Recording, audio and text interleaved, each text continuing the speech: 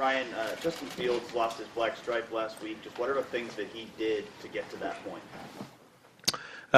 Made plays, came out with a good attitude in terms of understanding what it takes to be a quarterback preparation-wise. Did a good job early on.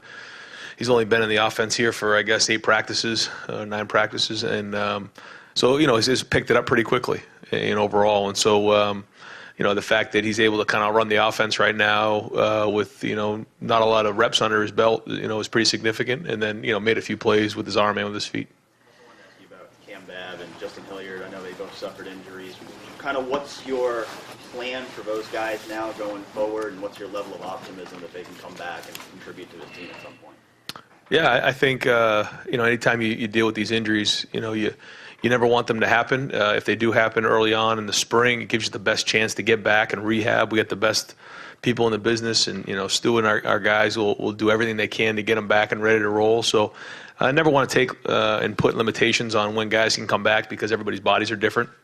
And so we're going to be pulling for these guys and give them a plan and give them all the resources they need to get themselves ready for preseason. And there's time to get those guys ready. So we'll kind of see as the months go on.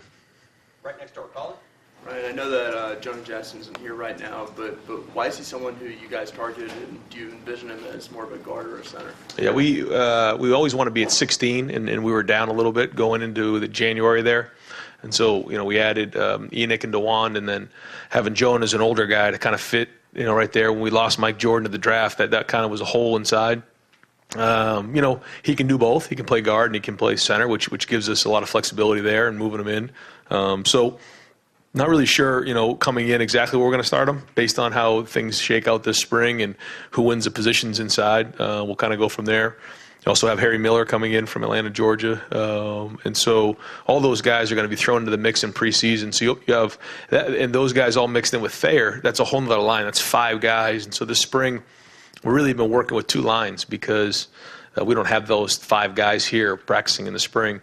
And, it's worn down a little bit on the O-line. And so we got to get those guys here in this preseason so they can inject those bodies and then they can compete for some spots. Is it tough at all to have sort of a competition when a lot of those guys aren't there yet? No, I mean, obviously, if you're not here, you can't compete. But the guys who are here are competing, and they're putting, snaps on film. And so in the end, we'll put it all together and figure it out. Front row, middle. Dave? Ryan, is there any separation between Justin Fields and Matthew Baldwin at this point? Like, how close is it? Is there any separation between those two? Now we're going to start looking at the completion percentage and who's moving the ball a little bit here as we get towards the end of the spring. Haven't really dug into that. I think later today I actually want to see the numbers and kind of see where we're at with that, because we're starting to get to the point where I think there's enough, snaps of film we can start to get an idea where guys are at. But as I sit here right now, no. I'm not going to ask if you're going to name a starter by the end of spring, but do you want to at least name a leader at the quarterback position? Like, this guy's a little bit in front at the end of spring ball? Or I'm hopefully they're all leaders. They all need to be leaders. But in terms of who's ahead of who, I don't know. We'll see. We'll see how it shakes out. Front row, left. Bill? Ryan, you guys seemed like you were pretty high on Josh Myers coming sort of toward the end of last season. Now that you've seen him through 9 practices, just where's he at, and how solid is that center spot right now? Is that a job that he's won, or? I think that he came in kind of picking up from where he left off in the Rose Bowl practices. Bowl practice was a big deal for him. So a lot for the guys who haven't played, the bowl practice is like another spring practice, and I thought he came along in that period of time. I think he picked up from where he left off. Really want to see how he did today. He played okay on Saturday. And as we're starting to get to the meat of this thing, kind of where he's at, because this is where, guys really make moves. Middle of spring, we've seen the same plays, seen the same defense, and now guys really get an edge on each other. So interested to see how this week goes for him. But he's done a good job as he's been in there so far. And I think as we evaluate it through the end of spring, we'll have a better idea where he stands. And then when you got this job and you were making your staff decisions, what from a player development standpoint and recruiting standpoint made you want to keep Greg Studrawa on staff? Well, I think when you look at not only he's an Ohio guy, but what he's done with the linemen, not only here, but where he's been before, I don't think if there has, I'd like to know who it is. Back-to-back Remington Award winners. What he's done speaks for itself. Not only here, but when he was at LSU and some of the other places. And so his background was excellent. What I've seen him do in terms of development with our offensive line is why. How about the recruiting aspect of his performance? Yeah, I think, last year, getting Harry Miller was, one of the top guys we had in a long, long time. He's also recruited, Nick Petit-Ferrer, who's one of the top tackles we've ever had here. So I think when you look at that, obviously as a group, we wanted to make sure we put an emphasis back into Ohio, but recruiting nationally, it's been really good. Front row right, Bill. You're more than halfway through practice now, spring practice. Just generally, where would you say, has the team made as much progress as you would have hoped, and what areas are you really happy, and what areas are you still concerned? Yeah, I think that the installation of the defense has been solid. I think that we're about where we thought we'd be there. Still working on fundamentals, still working on the calls and communicating on defense. I think that's one of the things that just being out there on the field, we got to do a better job of just communicating and talking to each other and having confidence. But they've been putting it on the field. They've been working hard in the classroom on defense, and they've been making a lot of plays, creating turnovers, which is good. On offense, we've been explosive. More consistent though overall. I think that anytime you're replacing three really good wide receivers, four guys in the O-line, and a Heisman Trophy caliber quarterback, it's going to take a little time. And so overall, it's been good, but we're still looking for who the leaders are and who. One of the things when you have veterans have to play veteran. Now these guys weren't starters, but a lot of those guys have played. KJ Hill, our tight ends. We don't have Thayer in there, but we're looking to get Thayer back. Brandon Bowen's played for us before. Austin Max played for us. So these, J.K. Dobbins, they have to play veteran for us if we're going to be really good. And I think that's one of the things about when you go to, put an offense or a defense together. How good are your good players? And it's in any sport. Just watching the NCAA basketball, if your great players play great, you're probably going to win. And so that's the same thing in football. And so I thought at times last year our great players were great. I mean, Dwayne was great. Paris Campbell was great. We had some of that going on. And so now it's okay, who's going to take that next step as we go through the spring into the preseason? And you mentioned Brandon Bowen, obviously a very tough injury a couple years ago. Where is he in his development? What have you seen from him this spring? His foot's much further along than it was or his leg much further along now than it was in the fall. And then into bowl practice. And so he's had some time to kind of heal that up. And he's played a little bit of right, a little bit of left. He's does a good job being able to go back and forth. But, I think, having the rest of the spring to kind of get strong after the spring and get into the preseason, I think will really help him. But I think he's been solid this spring. I don't think he'd tell you that he's playing his greatest football, but he's still getting his feet underneath him because he has a lot of potential. Front row right, Austin. Ryan, there's been so much talk about the Ohio State defense now being multiple and versatile. If you're just going against them in a practice, how different is it from the last couple of years? I think running the ball,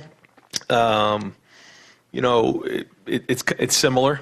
I think throwing the ball, it's a little bit different just based on the spacing and how things fit. You notice some of the guys, some of the linebackers kind of showing up, in windows that were different. And one of the things that happens in college football is because you practice against your defense so much, all of bowl practice, all of spring practice, all of preseason, and every day, you end up, getting good at the plays that work against your defense. And so we have to make sure we don't do that, is that we continue to make sure that we're covering all the different teams we're going to play, if it's a 4-down team, a 3-down team, a quarters team, a 1-high team, and so that we're diverse in that way and not get too caught up in trying to attack our defense and just making sure, especially in the spring, we're getting better at fundamentals and we're installing the offense. How are you seeing that fit or chemistry, whatever you wanted to build there on the defensive staff, new guys?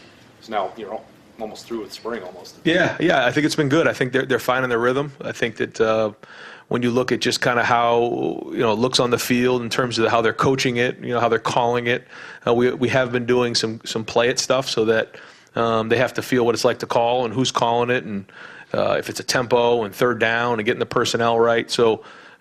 Seem to be getting into the rhythm, how they're working with their meetings as well, that all that stuff matters. And I think the players will tell you there's a good rhythm going there right now, and I think they feel confident. They feel like they're getting better. Over to the right, Clay. You've got 3 or 4 options at tight end. Do you see them playing more? I mean, Kevin Wilson was talking about, the receivers are competing, tight ends getting a little better. Do they push their way onto the field this year? They're getting there. Yeah, they're getting there. I mean, they're a strength because we got everybody back, and they've had a good off season. So there is a place for that, for sure.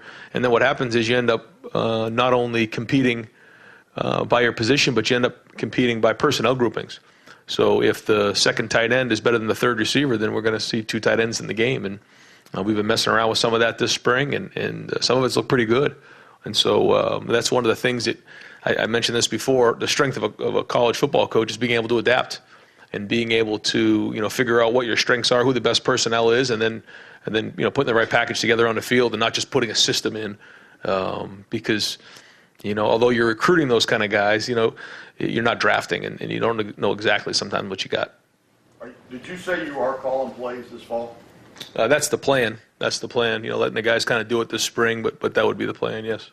Why would they do it this spring? Yeah, because I think you always want to get a feel for kind of the guys on your staff and how it would work if I wasn't calling it, and I think that's important. And we're going to switch up who calls it too. I think that helps, and just in terms of your staff development, I think it's important. Front row right, Tim. Speaking of that, is calling plays like getting to drive the car, and do you look forward to driving? You understand what I'm saying? Yeah. I mean, explain the difference between sitting there and being part of it and actually making the call. Yeah, I think there's a lot of different ways people do it. I think some people, they script everything. They put their call sheet together where a robot really could call it, and everything. All the decisions are made, on Tuesday and Wednesday. There's other guys who have a little more of a different feel where they're going to come out and kind of spar with you early on in the first quarter, figure out what you're in, and then go attack you. That's a little bit more of our style and my style. And so, I think as you get good at it, you have to be able to make adjustments and then get into the right stuff that works against what you're seeing. But again, so much of it is done on Tuesday and Wednesday. Because if you don't have good plays and you didn't install them right and the players don't know what they are, then you can call whatever play you want, and there's still that same thing where every play is a good play if it works. That's a great call, I know, because it worked. You throw a bubble to Paris Campbell, great call, I know. Really quick, it's just like a two-parter, but it's kind of interesting. Harry Miller, a lot of people thought in recruiting that Harry Miller could come in here and compete immediately for a starting center job. Do you see that at all in the cards? And then number two, just you guys as a staff, what are you guys looking for an offensive lineman now, and an offensive lineman when you go recruiting that's maybe a little different than the past several years? Well, first off, I think, absolutely, Harry can come in and complete right away. First off, he's very intelligent, and he's been spending a lot of time, FaceTiming with Coach Stud 2 and 3 times a week, trying to pick up the offense. He's in Nicaragua right now on a mission, but he's still looking over his stuff, even in another country. But he's really been working hard in terms of lifting and getting himself physically ready with Coach Mick. Been videoing himself working out, and that's kind of part of our deal here. We expect him to come in here and play right away. And that was part of the conversation, the recruiting process.